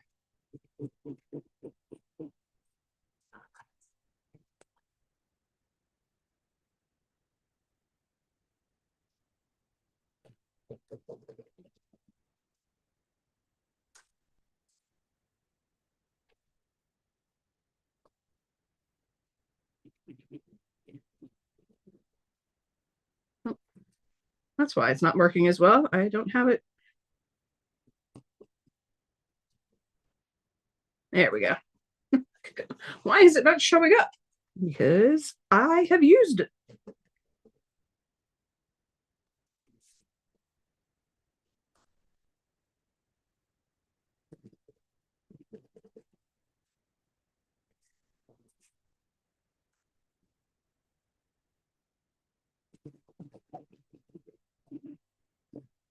All right, last piece. We're good to go. All right, so 5, 12, 4, 13. Oh, I guess I don't need to say the numbers out loud for y'all, huh?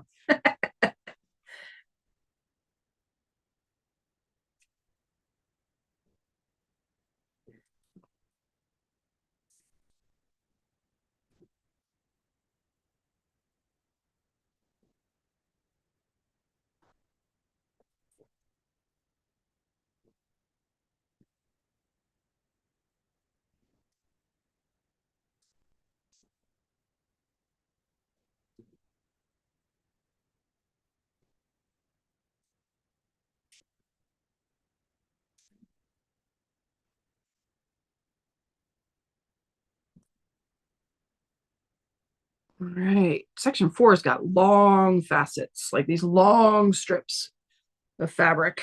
So, all right, 1, 2, 3, 4. 4 pieces across the bottom on this one. 1, 2, 3, and 4. Yes, yes. All right, so we're going to take 1 and 2 apart. We'll line up the pins.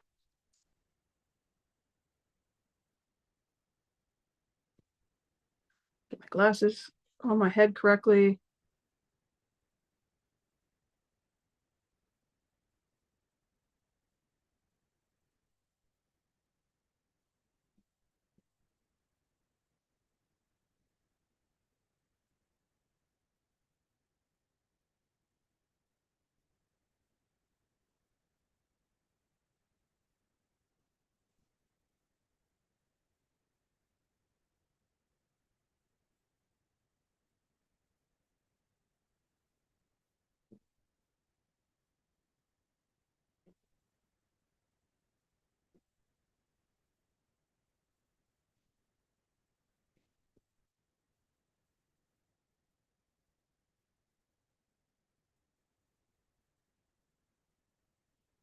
Go.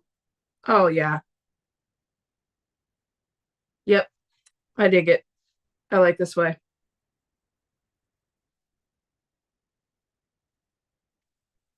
Pin there, pin there.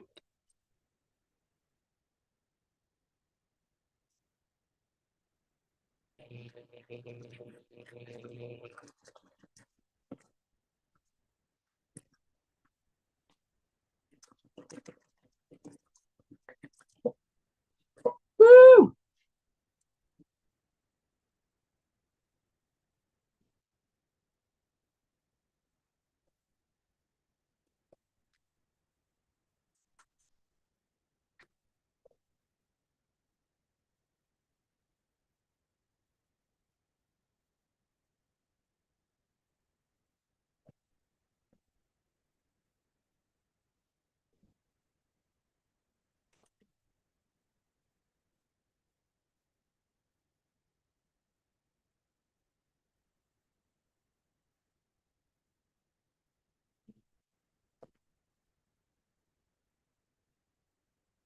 2, and then 3, 2, 3.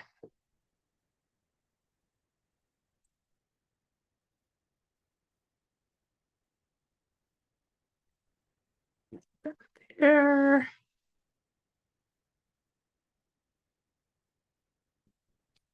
All right, well, I'm ready for the slumber party where we're going to do everybody's hair.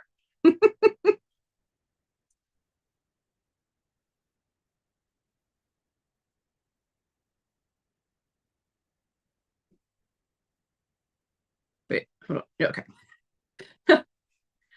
Remember how I'm laying it out.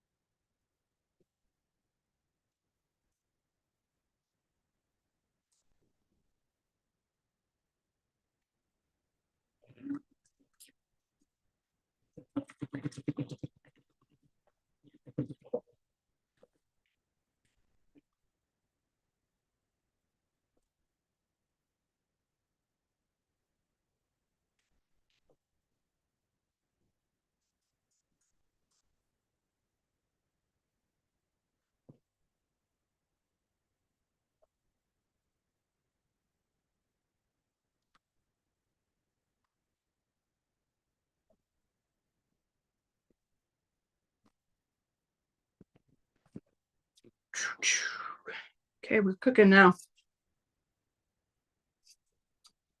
I feel like I'm definitely going faster than I was.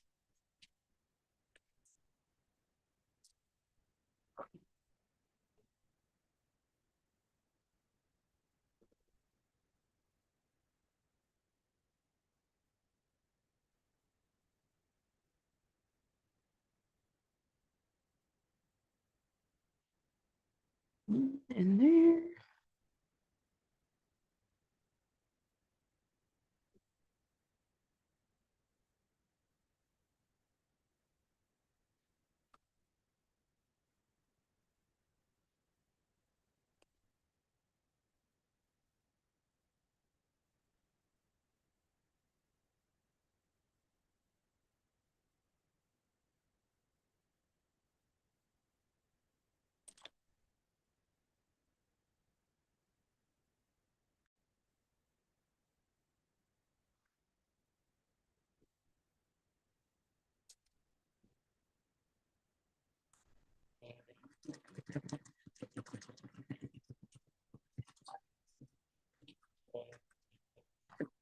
So 1, 2, 3, 4 is together, then 5 and 6. Look at how big 5 is. 5 is a long piece. 6.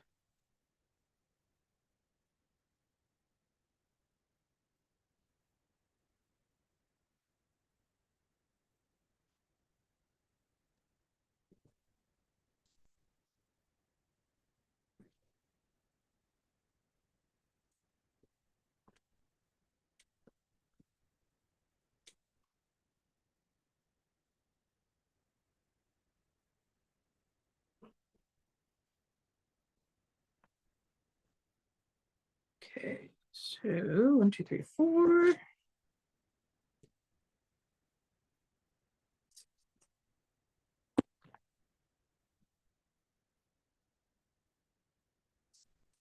Five and 6.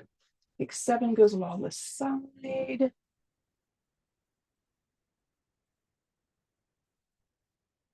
Nope, 7 goes on top, then the sides. Okay.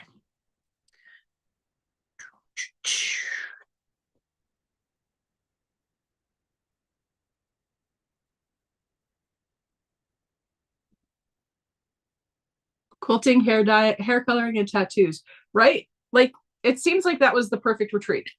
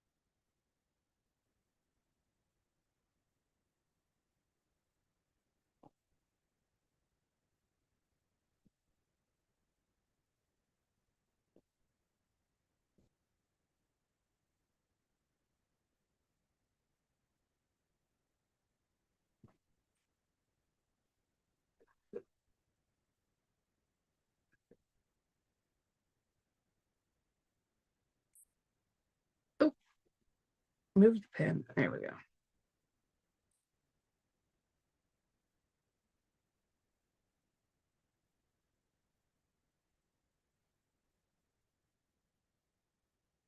All right. So how much time have we got? Oh my gosh, it's already 1 o'clock. All right. Well, this is faster. This way is definitely faster. So I'm excited to have figured that part out. And I will definitely be using this version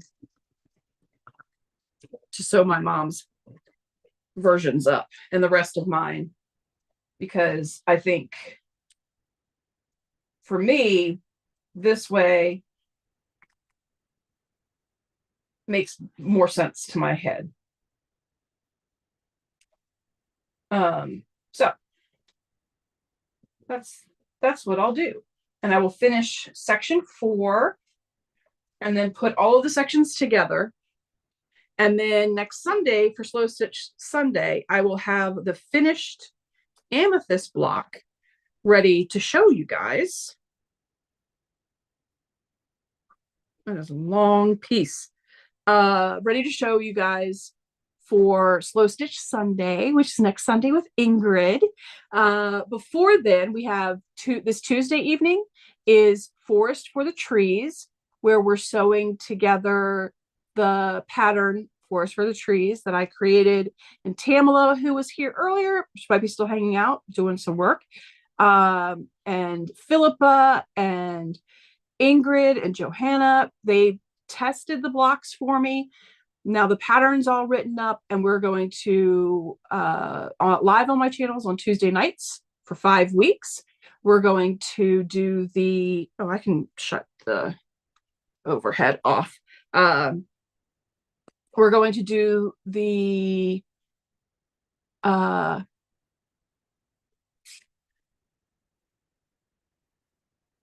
pattern in like in bunches, in sixths, I guess. And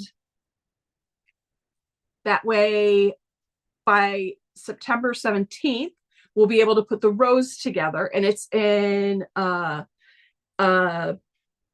point kind of thing. So we'll have these set in triangles to work with, which is another technique that I'm excited to work with you all on. So that is going to be starting Tuesday. Thursday will be part 3, section A of the mystery quilt along. Thursday will also be the next couple of blocks. I'm going to try to do the man and the woman blocks for the 17-18 coverlet. Then Saturday from 2 p.m. till 9 p.m. is a bring your own FPP class, where anything that you've had a question on, anything that you have been nervous to do in FPP, any designer, it could be my design, it could be a legit kit, it could be any designer that you're really, needing some support and guidance. Our last one last month was amazing. The tips and tricks that we were all able to share with each other, and being able to celebrate together in a safe small class, like small class size. So it was everybody, it's just easier to talk in smaller groupings. So that's again this Saturday from 2 p.m. Eastern to 9 p.m. Eastern. And then next Sunday will be Slow Stitch Sunday, and I'll be continuing the project that I'd started, the Lone Wolf project, and I will show this finished amethyst that morning too. Let's see.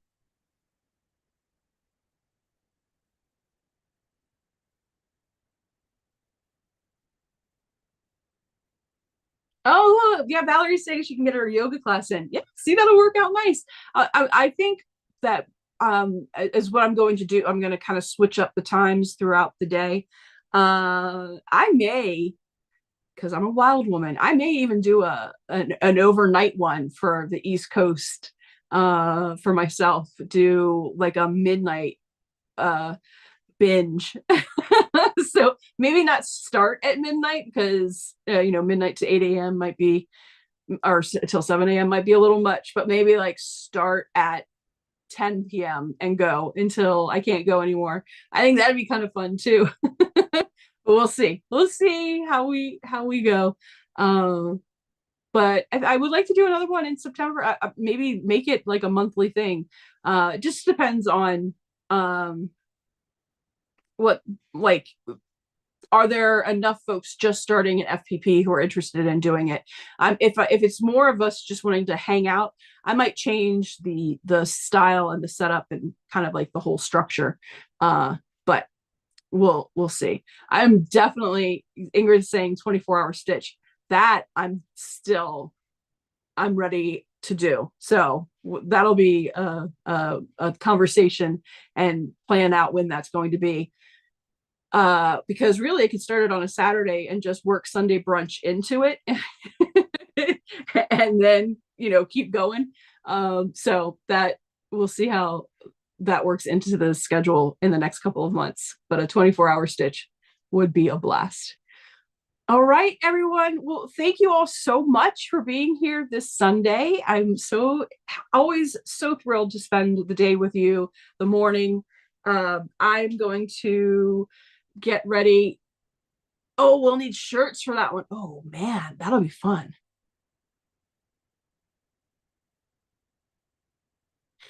So Valerie, the 1:30 is the early check-in. Like if you want to come in, get settled, have your finish up your lunch or whatever. So I will be in and ready to let folks in at 1:30.